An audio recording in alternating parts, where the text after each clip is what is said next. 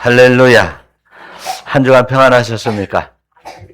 우리는 살아가는 오늘도 이제 살아가면서 많은 사람들의 말을 들으며 살아갑니다.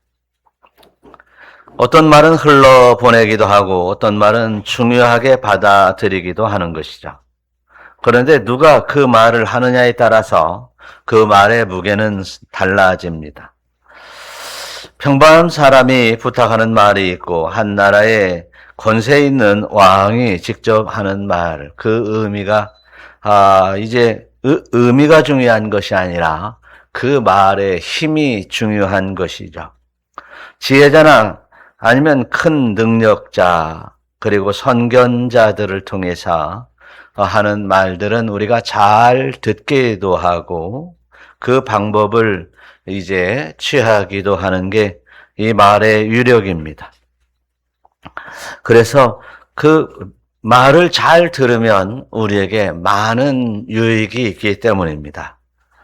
하나님께서도 우리에게 말씀하실 때 여러 방법으로 말씀을 하시는데 이제 때로는 선견자, 선지자를 통해서 말씀하시고 때로는 하나님의 종들을 직접 보내서 말씀도 하시고 그리고 이렇게 우리에게 이제 수없이 많은 종들을 보내다가 결국 하나님의 아들을 직접 보내시기도 하였습니다.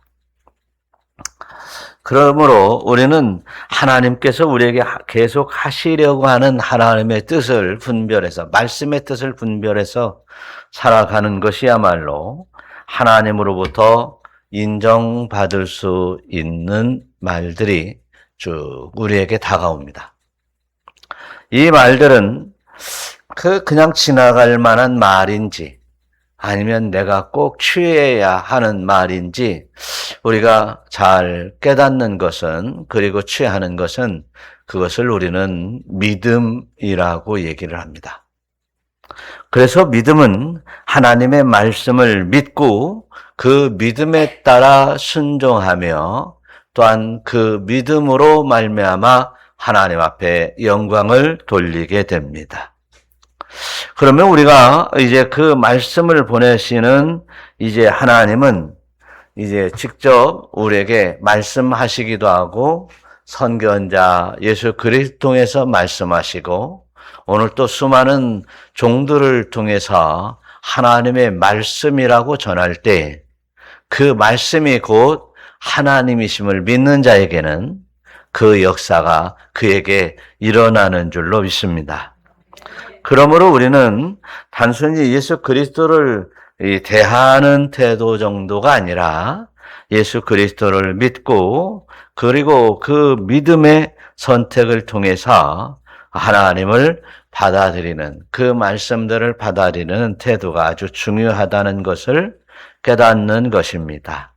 그래서 우리 그 아들을 영접하고 그분을 영접하는 믿음이 무엇인지에 대해서 오늘 예수님께서 예화로 말씀해 주셨는데 그 예화를 통해서 아주 자세히 깨닫는다면 우리는 하나님의 말씀에 대한 이제 그 온전한 그 믿음으로 순종하고 또 그 말씀을 존중히 여기는 믿음이 우리에게 다가올 줄로 믿습니다. 오늘 본문의 시작은 단순한 초청이 아니라 사실은 이제 천국 초청의 잔치임을 알 수 있습니다. 그래서 오늘은 이제 첫 시작이 천국은이라고 시작합니다. 2절 한번 읽어보겠습니다. 천국은 마치 자기 아들을 위하여 혼인잔치를 베푼 어떤 임금과 같으니. 네, 혼인잔치를 베푸는 어떤 임금 같은데 그것이 뭐예요? 천국은이라고 했어요. 그래서 천국의 초청이라고 한다면 혼인잔치의 초청이라고 한다면 바로 천국을 초청하는 일이에요. 혼인잔치의 초청에 대해서는요, 요즘은 뭐 결혼식 하거나 이렇게 이제 하면, 뭘 먹어요? 뷔페. 그래서, 우리가 이제 보통 많이 먹으러 간다. 이제 그런 사람은 별로 없죠. 적당히 좋은 것만 골라 먹어야 되겠다. 근데 먹고 나올 때는 어때요? 아, 배불러요. 예. 그러면 잔치에 부름을 받는 것 정도는 어때요? 먹는 정도, 배부른 정도인데. 천국에 들어가는 거. 아, 천국에 들어가는 거. 어제도 어떤 친구 부인 권사님이 하는 얘기가 뭐냐면, 열심히 종회사역 잘 감당해서 천국에서 상급 많이 받으세요. 이제 그러더라고요. 그냥 친구 부인이라도 좀 그렇게, 제가 목사니까 그래 좋은 얘기를 하더라고요. 그래서, 예. 천국에서 상급을 받는 것도 중요하지만, 가는 자체가 너무 즐겁고 재밌습니다. 그랬더니 다시 한번 쳐다보더라고요. 본인이 이제 상급 받으려고 권사님이 열심히 교회에 봉사하는가 보지. 그러니까 조금 이상한 얘기를 하는 것 같은 거예요.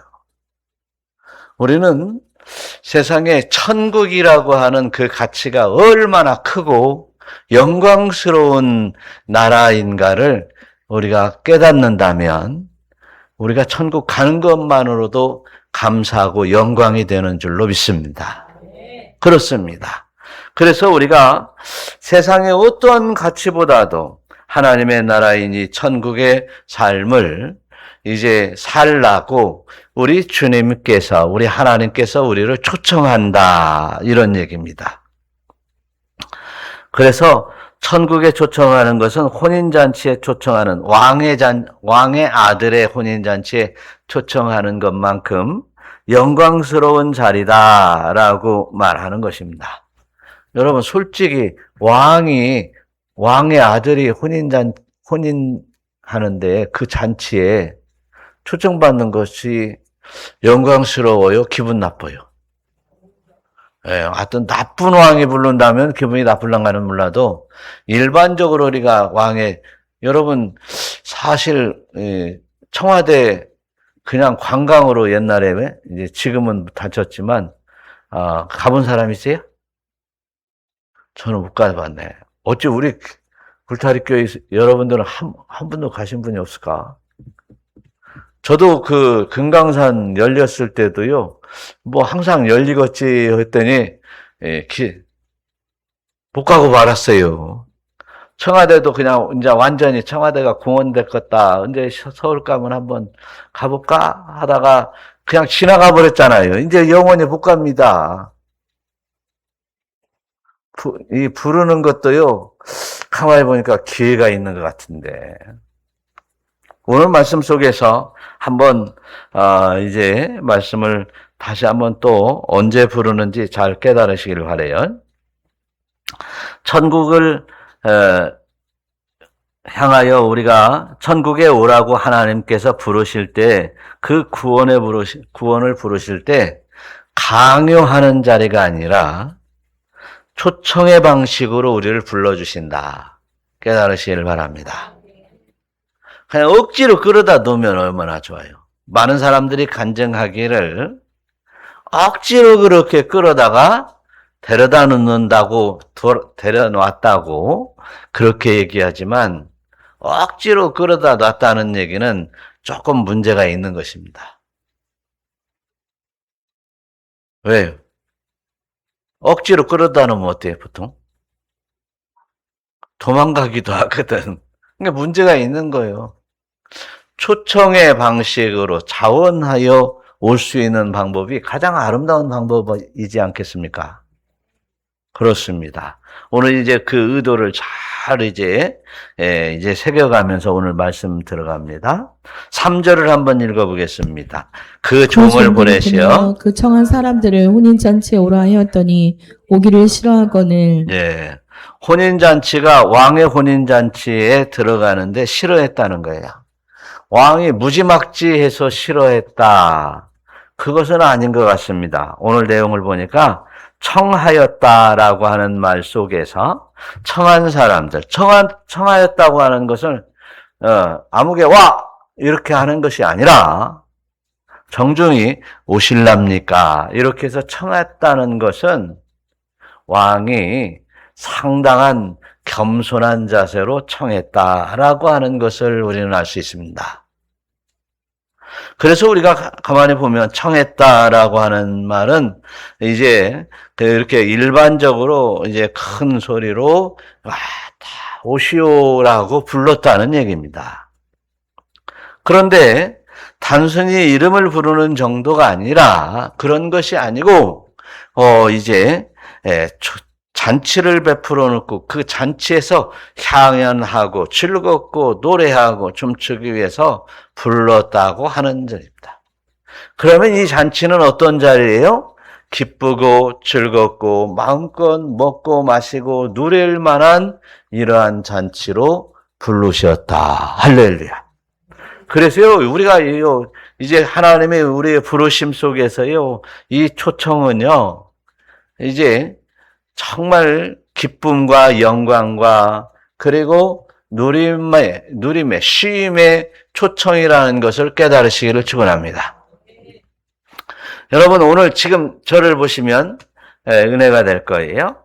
자, 제가 시험하게 딱 오시오라고 불렀다고 한다면 이 자리에 별로 그렇게 오라고 와서 기쁘게 앉아 있을 사람이 없을 겁니다. 그러나 이 자리가 잔치가 되고 즐거움이 자리가 되고 그리고 이제 영광의 자리가 되면 다 오세요 하면 어떻게 해요? 자원에서 기쁨으로 오게 될 것입니다. 그런데 와 보니까 맨 말씀만 하시고 일만 시키고 기도만 시키고 그러니까 오기가 즐거워하지 않는다면 그것은 진짜 초청에 임하지 않은 것입니다. 마지못해 와 있는 것이죠. 지금 오늘 이렇게 마지못하게 와 있을 분은 한 분도 안 계신 줄로 믿습니다. 왜냐하면 여러분들이 이제 모습들이 아주 좋기 때문에 그렇습니다. 오늘 기도하시는데 우리 나본사님 아주 잘하셨습니다. 잘하셨어. 이렇게 한 분 한 분 중간에 이제 쉬기도 하고 떠듬기를 하기도 하지만 읽어서 읽는 것보다 낫잖아요. 맞아요, 안 맞아요? 여기 기도 돌아가면서 하시는 분들 더 나은 것 같아요? 안 좋은 것 같아요? 아, 그렇게들 하세요. 그렇게들 하세요. 그런 거예요. 그래서 이제 하나님의 은혜 가운데 이렇게 초청을 받는 이 초청은 기쁨의 자리요, 영광의 자리가 되는데 부담의 자리요, 힘든 자리요, 고통의 자리라고 생각한다면 진정한 초청과 주님의 초청의 뜻을 깨닫지 못하고 주님의 뜻에 합당하게 초청받은 것이 아니다라고 하는 것이에요. 좀 이제 제가 중요한 얘기 하려고 합니다. 그래서 왕은 이제 계속해서 다른 종들을 또 보낸다고 했어요. 안 오고 거부하니까 계속해서 보낸다고 얘기를 하고 있어요. 그런데 가만히 보니까 안 오는 이유가 있는 거예요. 안 오는 이유가 있는 거예요. 청한 사람들이 이르되 4절 한번 읽어봐요. 청한 사람들이 이르되 내가 오늘 오찬을 준비하되 나의 살찐 소와 짐승을 잡고 모든 것을 갖추었으니 혼인잔치에 오소서 하라 하였더니 예. 그랬더니 5절 보니까 그들이 돌아보지도 않고 한 사람은 자기 밭으로 한 사람은 자기 사업하러 가고 자기 밭으로 자기 사업하러 갔더라. 이렇게 이유가 있어요. 밭으로 가고 사업으로 갔더라 이거예요. 우리가 주님 앞에 나와서 기도하고 주님 앞에 예배드리고 또 때로는 그 예배를 돕는 헌신을 하게 되는 일들이 어떻게 되면 부담되고 그 일보다도 자기 밭으로 가고 자기 사업으로 가고 하더라는 것입니다. 그런데 오늘 이 말씀에서 보니까 여기서 자기 밭으로 가고 자기 사업으로 가고 하는 것도 있는데요. 그렇게 하려고 그 앞에 뭐라고 써 있어요? 그들이 5절 보니까 그들이 돌아보지도 않는다. 그런 얘기를 했습니다. 예배는 무슨 예배야? 지금 바빠 죽겠는데. 아니, 그런 일들이, 어떤 일들을 하는데, 이 일보다도 다른 일이 더 중요하다라고 하는 것은 이해가 되는데, 예배보다 더 중요하고, 예배보다 더 소중한 일이 있다라고 하는 것은 실제로 이제 천국에 합당하지 않다라고 하는 것을 알 수 있어요. 왜요? 그러니까 나는 천국잔치보다도 예배가 천국잔치라고 한다면 천국잔치보다도 내가 내 일이 중요하고 내가 내 기분이 중요하고 내가 이제 내 습관이 중요하고 사업이 중요하다라고 돌아보지도 않는다. 왕의 잔치 따위는 관심이 없다라고 생각한다면 왕의 초청임에도 불구하고 그 초청을 너무 가볍게 여기는 거다라고 했어요. 가볍게 여기는 거다.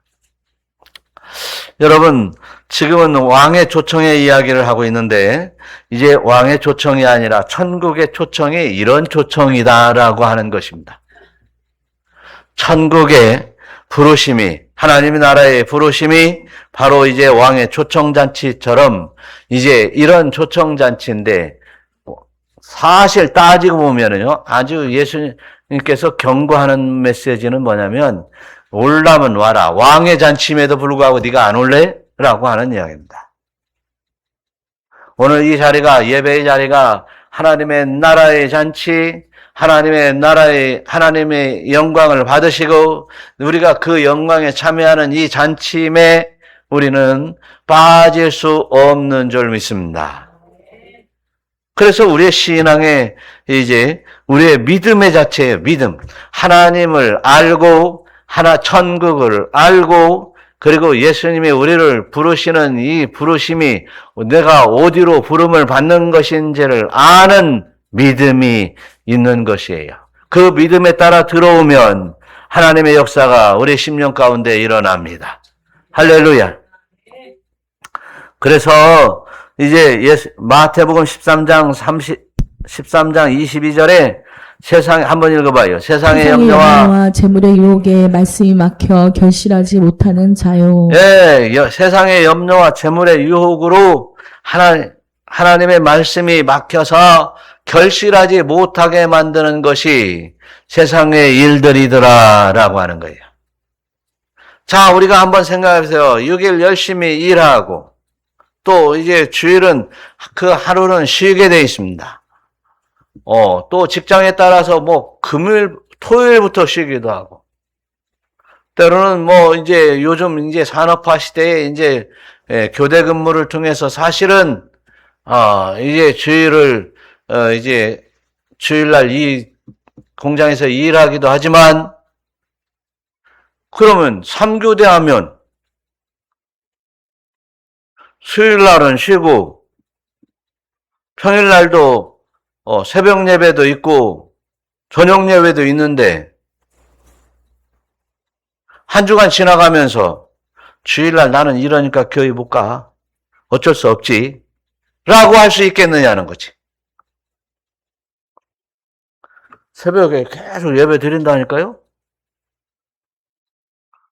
또 저녁에도 또 예배 있어요, 없어요?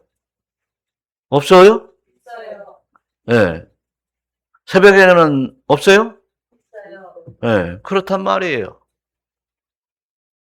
또 오전에 못 나오면 오후도 있잖아요. 교대 근무하면 있잖아요.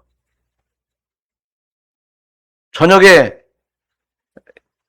이러고 나오면 회사에서 바쁘면 어떻게 해요? 아침에 또 연장 근무 넣으라고 하잖아. 지금은 이제 않지. 옛날에는 52시간인가 뭐. 그래서 그럴란가 몰라도. 저는 보니까 전에 현장에서 일하다 보니까 말이죠. 토요일 날 일이 못 끝나요. 그럼 밤에 일어야지. 새벽까지 일하죠. 또 아침에도 일을 해야 되는 거예요. 그래서 그런 경우도 있지만, 그러면 꼭 저녁에 일하면요, 아침에는 꼭 그 다음날 아침에는 주일 오전인데 자야 돼? 우리가 이 자세를 바꿔야 되는 거예요. 우리가 이제 직장에서는 안 가면 잘리니까 간다고 한다면, 그러면 이어서 옛날에는 연장 근무도 했는데, 예배가 연장되면 예배는 그냥 다음에 드려도 되는 것이에요. 이런 우리의 자세들이 문제다는 거지. 관심도 없고 쳐다보지도 않고 이러는 이 자세들은 우리가 과연 하나님의 나라의 천국잔치에 초청을 받았느냐라고 하는 것을 우리가 다시 한번 알 수 있습니다. 저와 여러분들이 진심으로 하나님의 은혜 가운데 믿음으로 산다고 한다면 나에게 주어지는 기도 앞에, 예배 앞에, 하나님의 초청 앞에 겸손하게 받아들일 수 있기를 축원합니다. 그래서 왕의 초청은 궁극적으로 이제 오늘 하나님의 초청, 예수 그리스도를 통한 구원의 초청이라고 하는 사실을 믿고 오직 하나님의 말씀 앞에 겸손히 서는 우리 모두가 되시기를 축원합니다. 예배가 소중한 것이 뭐가 있어요? 예배가 소중한 것이 하나님의 말씀 앞에 선다는 얘기입니다. 예배가 소중한 것은 이제 하나님 앞에 나의 신앙 고백을 올려드린다는 얘기입니다. 예배가 중요한 것은 하나님 앞에 찬송하면서 이제 하나님과 더불어서 하나님을 영화롭게 영광을 돌린다는 얘기입니다. 이런 기본적인 자세 속에서 신앙생활 할 수 있으시기를 우리 주 예수 그리스도의 이름으로 축원합니다. 그런데 오늘 6절, 7절 보니까 아주 엄한 말씀을 하십니다. 다 같이 그 남은 자들은 종들을 잡아 모욕하고 죽이니 임금이 노하여 군대를 보내어 그 살인한 자들을 진멸하고 그 동네를 불사르고. 그러니까 초청했는데도 불구하고 오지 않는 사람들을 보니까 그 사람들은 종을 잡아 죽인다. 마지막으로 보냈던 그 종을 잡아 죽였다. 사실 이 말씀은요, 예수님을 이제 하나님의 아들이신 예수 그리스도를 앞으로 죽일 것을 예수님이 지금 예화를 통해서 말씀하는 거예요. 유대인들이 이제 하나님의 권속이라고 하는 사람들이 예수를 죽인다 그런 얘기입니다. 그러니까 어쩐다고요? 임금이 노해서 하나님이 노해서 군대를 보내가지고 그 살인자들을 진멸하고 그 동네를 불사른다라고 말씀하십니다. 우리가 이렇게 초청에 불응할 때 하나님께서 이렇게 큰 심판도 있다고 하는 것을 말하고 있습니다. 아니, 이제 사실 왕이 보낸 종을 죽인다고 하는 것은, 그래서요, 옛날에요, 이제 우리가 이제 중국으로 사신을 보낸다든지 중국에서 우리에게 사신이 온다든지 할 때 그 사신을 죽인다는 것은 이제 한번 대적한다는 얘기거든요. 대적한다는 얘기예요. 한번 붙어보자는 얘기입니다. 그런데 하나님을 대적한다고 그래서 우리가 하나님을 이길 수 있겠습니까? 그래서 대적자에 대해서 하나님이 노하신 거예요. 노하셔서. 임금이 노하셔서. 분노를 격동시켜서, 격발시켜서. 단순한 감정적으로 화나는 정도가 아니라 왕적인 권위로 거역한 행위에 대해서 정당한 심판을 하겠다는 것입니다. 하나님의 창조주 하나님의 권능으로 심판하겠다는 거예요. 대적하면. 그럼 우리는 어떻게 해요? 하나님을 대적하는 일은 절대로 있어서는 안 된다. 근데 대적하는 일이 싸우자고 하는 일도 있지만 앞에서 왕의 초청을 거들떠보지도 않고 그냥 지나쳐버리는 이런 일도 결국은 대적하는 길로 가더라는 것이에요. 그래서 갈라디아서 6장 7절에서 보면 하나님을 만홀히 우습게 여기면 만홀히 여김을 받지 아니하신다 이거죠. 우습게 여기면 내가 우습게 당하지 않는다 이거예요. 누가? 하나님이. 하나님을 우습게 여기지 맙시다. 하나님이 누구십니까? 전능하신 하나님이요 창조주 하나님이요 나를 잊게 하신 하나님, 패하기도 하시고 쓸어 지옥불에 넘기기도 하시는 하나님이시. 그러니 만홀히 여기지 말고 그렇게 하시나니 사람이 무엇으로 심든지 그대로 거둔다 이게요. 대적으로 심으면 대적 당하는 것입니다. 심판을 받게 되는 것입니다. 그래서 우리가 하나님은 오래 참는다고 하는 것은 그냥 계속 좀 기다려 주신다는 얘기지 심판이 없다는 얘기가 아닙니다. 할렐루야. 참다 어떻게 해요? 이제 징벌이 임할 때에는 심판이 임하기도 하는 줄로 믿습니다. 그것도 믿어야 되는 거예요. 그래서 은혜 때는 믿음으로 거듭남을 거두고 이제 그 은혜에 참여하는 자가 되는 것입니다. 하나님의 은혜를 이제 초청의 은혜를 저버리지 아니하고 그 은혜에 참여함을 통해서 할렐루야 참여함을 통해서 이제 거듭나고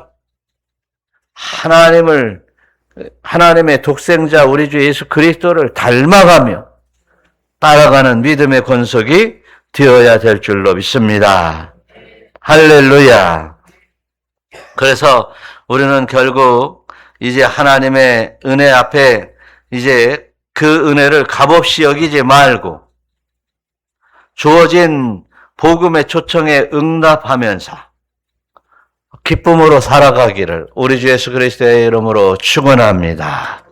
할렐루야. 세 번째로는 하나님의 은혜의 초청에는 사실은 처음에는 모든 사람에게 열려 있습니다. 은혜의 초청은 모든 사람에게 열려 있어요. 임금이 잔치를 벌여놓고 모든 사람을 초청하는 것이에요. 자, 8절 한번 읽어보겠어요. 이에 종들에게 이르되 혼인잔치는 준비되었으나 청한 사람들은 합당하지 아니하니 내 거리 길에 가서 사람을 만나는 대로 혼인잔치에 청하여 오라 한대. 처음에는 찍어서 불렀습니다. 누구누구 오라 불렀어요. 처음에는 이제 이 구속사에서 보면 이스라엘 유대인들을 불렀습니다. 이스라엘 백성, 야곱의 후손, 아브라함의 후손을 불렀어요. 그들이 하나님의 아들인 예수를 거부하니, 이제 그 초청이 이제 어디에요? 길거리에서 닥치는 대로 혼인잔치에 청했다라고 하는 것입니다. 모든 세계 만민에게 복음이 전파되었습니다. 이것을 바로 깨달았던 사람이 바로 베드로였어요. 그래서 이방인에게 복음을 전도하기 시작한 거예요. 그래서 베드로와 더불어서 이제 사도 바울이 이제 베드로에 이어서 앞장서게 된 것이에요. 함께 더불어서 로마로, 아시아로 의 복음을 전하게 된 것이죠. 이렇게 닥치는 대로, 만나는 대로 거둬들이라. 이제 혼인잔치에 초청하여 데려오라라고 말씀을 하십니다. 그래서 이제 우리가 정말 하나님께서는 모든 만민에게 이렇게 부르셨다라고 하는 이 말씀들은 마태복음 11장 28절에서는 수고하고 다 같이 읽어봐요. 수고하고 무거운 짐진 자들아 다 내게로 오라. 내가 너희를 쉬게 하리라. 왜 불러요? 잔치에 참여하며 쉼을 누릴 수 있도록 영광에 참여할 수 있도록 불러주시는 줄로 믿습니다. 그런데 오늘 이 마태복음 11장 28절에서도 다 내게로 오라 라고 하신 것을 볼 때 만민을 불렀다라고 하는 것을 알 수 있습니다. 또 계시록에서도 성령과 신부가 말씀하시기를 오라 하시는도다. 원하는 자는 원하는 자는, 한번 읽어봐요. 원하는 자는 값없이, 값없이 생명수를 받으라. 원하는 자는 값없이 생명수를 받으라. 그래서 불렀어요. 그러면 제가 이제, 이제 제가 수없이 설교를 한 내용 가운데 하나님이 먼저 선택이 먼저다라고 했는데 이스라엘을 먼저 선택을 했어요. 근데 안 왔어요. 그래서 세계 만민을 다 선택을 했어요. 안 왔어요. 그러면 다 안 와요. 일부만 오고 있어요. 그리고 일부만 여러분과 저만 왔어요. 왔는데 그냥 교회는 아무나 올 수 있어요. 그냥 여기 울타리 교회에 유명한 누구 왔다고 할까? 누구 왔다고 할까? 요즘 첼로 임영웅? 이재명에는 나는 안 올 거야. 이재명에. 지금 나라를 망가뜨리고 있는데 임영웅 오면 다 불려오지. 네. 하여튼 그래요. 내가 무슨 얘기를 하려다가 그랬지?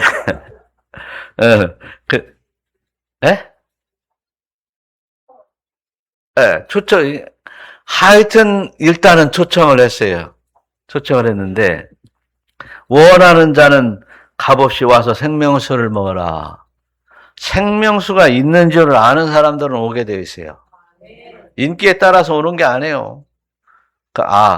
이 생명수가 최고의 인기인데 생명수를 아는 사람만이 최고의 인기인 거예요. 자, 이 초청에는요, 제가 이제 공부한 신학에서도 보니까 보편적인 부르심이에요. 다 아무나 와라, 다 와라, 원하는 자는 와라, 다 내게로 와라. 이게 보편적으로 다 불렀다는 얘기예요. 그런데요, 보편적인 부르심에 우리는 교회를 들어오지만, 교회 공동체에 들어오지만, 이게 효과적인 부르심이 있어야 돼요. 진짜 하나님의 자녀가 되는 부르심이 있어야 돼요. 거듭남이라고도 말하고 회개와 죄사함이라고도 말합니다. 그리고 또 주님을 영접한다고 하는 말로도 말합니다. 그래서 이제 내가 예수를 믿지 않았고 내 맘대로 살았던 거 회개했습니까? 네? 회개했어요, 안 했어요? 그럼 효과적인 부르심에 들어오는 것입니다. 또 주님을 영접하고 이제 또한 구원의 은혜를 깨닫고 이제 믿음으로 바로 서기로 다짐하며 서십니까? 그러면 효과적인 부르심의 단계에 들어오는 겁니다. 또 뭐냐면 내가 예수님을 닮아야지. 예수님이 나를 구원하셨고 이제 주님을 따르라고 했고 닮으라고 했으니 따라야 되겠다 해서 따르는 사람은 효과적인 부르심에 입문하게 되는 것입니다. 여러분, 이 주님의 효과적인 부르심 속에서 거듭남의 역사와 그리고 주님과 함께하는 역사가 또 주님을 따라가는 역사가 여러분에게 있으시기를 축원합니다. 그 효과적인 부르심으로 우리는 천국에 임하고 그리고 천국에 이르는 줄 믿으시기를 축원합니다. 아니면 그 효과적인 부르심으로 이미 우리는 하나님의 나라에 들어왔다고 하는 것입니다.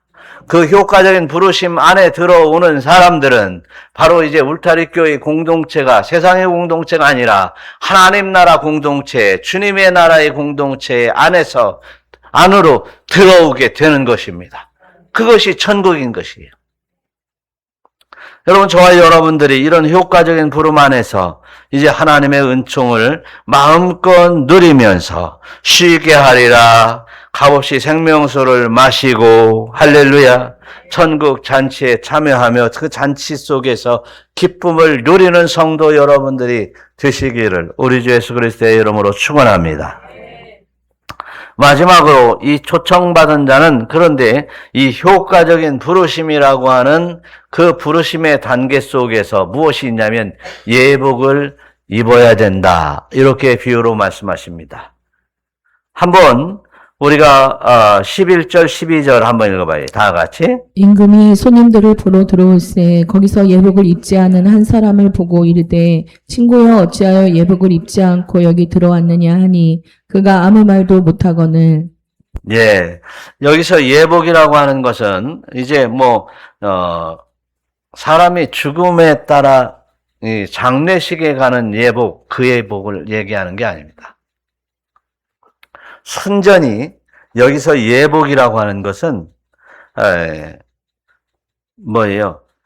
엔디마 가모스라고 하는 이 원어에서 보니까 결혼식이요. 가모스라는 것은 결혼식이고 엔디마라는 말은 결혼식의 잔치에 합당한 옷이라는 말이에요. 그러니까 결혼식 옷에 결혼식장은 결혼식 옷을 입는. 제가 보니까요, 제가 이제 예루살렘에서 그 샬롬 호텔에서 이렇게 보니까 저녁에 그들이 결혼식을 하는데 보니까 그 사람들은요, 새카만 그 이스라엘 유대인의 그 모자를 쓰고 새카만 옷을 입기도 하고요, 새카만 정복을 입고 그리고 이제 그 서양인들이 쓰는 새카만 모자 있죠. 그 모자를 쓰고 그 두 모양으로 아주 새까맣게 까마귀들이 막 밑에서 잔치를 벌이고 있더라고요. 그게 결혼식 옷이라는 거지. 그리고 또 유대인들 가운데요, 새까만 옷을 입고 다니는 사람들은요, 천국 혼인잔치, 이를 연상하며 새까만 옷을 입고 다니는 겁니다.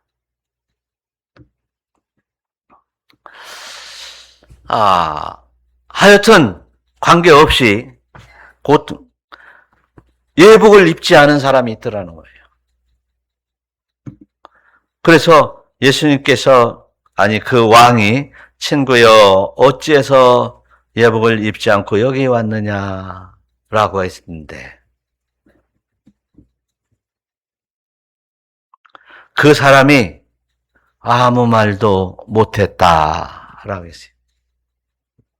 왜 아무 말도 못했을까? 오늘 말씀의 문맥에서 제가 한번 생각을 해봤어요.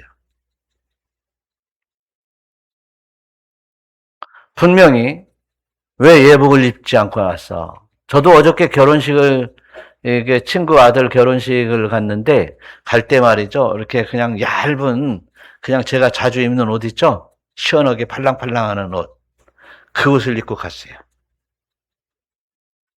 그랬더니 거기도 이제 이 여름에도 탁 양복 정장을 입고 온 사람도 있더라고, 보니까. 그런데 제가 사회자나 예배자가 아니기 때문에 그냥 살랑살랑 바람 들어오는 더우니까 그렇게 입고 갔는데, 그러면 제가 왕이 저한테 물어봤으면 이럴 거예요. 아이고, 날씨가 더워서요. 이 더위에 어떻게 입습니까? 이렇게 얘기할 수도 있겠고, 아이고, 바쁘게 오다 보니까, 지금 어디 현장에서 바쁘게 오다 보니까 내가 작업복을 입고 왔다. 이렇게도 얘기할 수도 있겠죠? 세상의 결혼식은 그렇게 얼마든지 말을 할 수 있는데, 왕의 아들 결혼식에 가는데 준비 없이 갔다든지, 그 잔치가 어떤 잔치예요? 왕의 아들 결혼식이잖아요. 그리고 여기서 아무 말도 못했다고 하는 얘기는 이유를 댈 만한 그 이유가 없다는 얘기입니다. 또 이런 중요한 잔치 속에서 잔치에 나가는 것은 그 잔치에 경외함이 없다는 얘기일 수도 있습니다.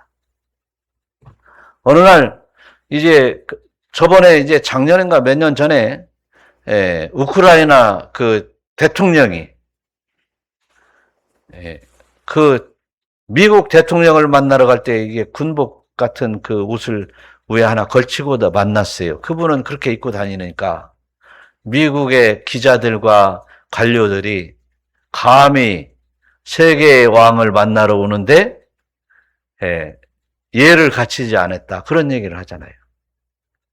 하물며 하나님의 나라의 잔치에는 우리가 분명히 예복이 있어야 되는데 그 예복은 사실 우리가 입고 있는 옷이겠느냐는 것이에요. 그 예복은 성경의 맥락에서 보면 바로 우리 주 예수 그리스도를 믿는 믿음이요. 그 믿음의 행실이요. 예수님을 닮은 닮음이 바로 예복이 될 줄로 믿습니다. 그럼 우리가 이제 예수님을 만날 때 어떤 옷을 입냐 이거지. 사실 이사야서의 말이죠. 61장 10절에서 이런 말씀이 있어요. 시작. 그가 때 옷을 내게 입히시며 공의의 겉을 더하심이 그 다음에 갈라디아서 3장 27절 너희가 그리스도 예수와 합하기 위하여 세례를 받는 자는 그리스도로 옷 입었느니라. 세례를 받은 자. 여러분 세례 다 받으셨나요? 물 세례를 받았죠. 그러나 이제 주님의 뜻에 따라서 주님의 이것을 우리가 이제 가끔 뭐라고 하냐면 성령 세례다 뭐 이렇게 얘기를 하는데 성령 세례 그 성령 세례라고 하는 말로 오해하면 안 됩니다. 그리스도에 합당한 옷은요 성령 세례 일반 세례 그러지만 세례는요 거듭남이에요. 거듭남이에요. born again 다시 태어나는 일입니다. 세상은 죽고 나는 더러운 나는 죽고 거룩함으로 다시 태어나는 것입니다. 거듭남이에요. 거듭났느냐는 것이에요. 그래서 우리가 하나님 나라에 나아갈 때 우리 인생의 생명을 마감할 때 내가 거듭났는지 정말 살피면서 회개할 것 회개하고 그리고 또한 주님 앞에 나가기에 기쁨으로 나갈 하나님 나라에 합당한 심령이 되어 나아갈 수 있도록 온전히 주님 성품 닮은 거듭남이 있기를 우리 주 예수 그리스도의 이름으로 축원합니다.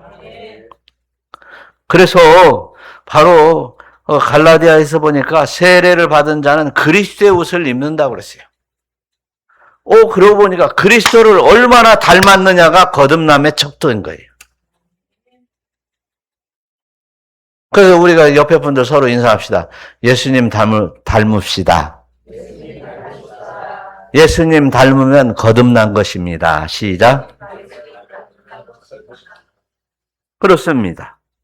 이 거듭남으로 우리는 주 앞에 서야 되고 거듭남으로 하나님의 나라에 들어가고 거듭남으로 우리가 하나님 앞에 영광을 돌리는 것이지 예복이 온전한 예복을 입고 잔치에 참여하는 것이지 거듭나지 않고 예수 믿는데 세상 냄새가 나고 세상 사람들과 다름이 없고 세상과 이제 짝하는 일들은 전혀 우리와 같은 모습이 아닌 줄로 믿습니다. 그렇습니다. 과거에는 내가 허물 많고 죄 많은 인간이었지만 나는 예수 믿어. 할렐루야. 예수님으로부터 거듭났어. 예수님의 공로로 거듭났어. 나는 예전의 사람이 아니야. 라는 말 속에서 어떠한 사단의 유혹과 어떠한 세상의 유혹과 탐욕들을 물리치는 여러분 될 때 진정으로 거듭난 모습이 될 줄로 믿습니다. 할렐루야. 그래서 세상의 유혹을 뿌리치고 온전한 하나님의 나라의 백성으로 살아가기를 온전히 우리 주 예수 그리스도의 이름으로 축원합니다. 그것이 이제 보편적인 부름에서 이제 뭐예요? 뭔 부름이라겠어요? 효과적인 부르심으로 거듭나는 것이다. 우리 거듭납시다. 우리 거듭나서 예수님 닮읍시다. 예수님 닮아가는 것이 바로 우리가 하나님의 나라 천국에 갈 수 있는 문을 활짝 열고 주님의 효과적인 초청에 임하는 것임을 믿으시기를 축원합니다. 기도하겠습니다.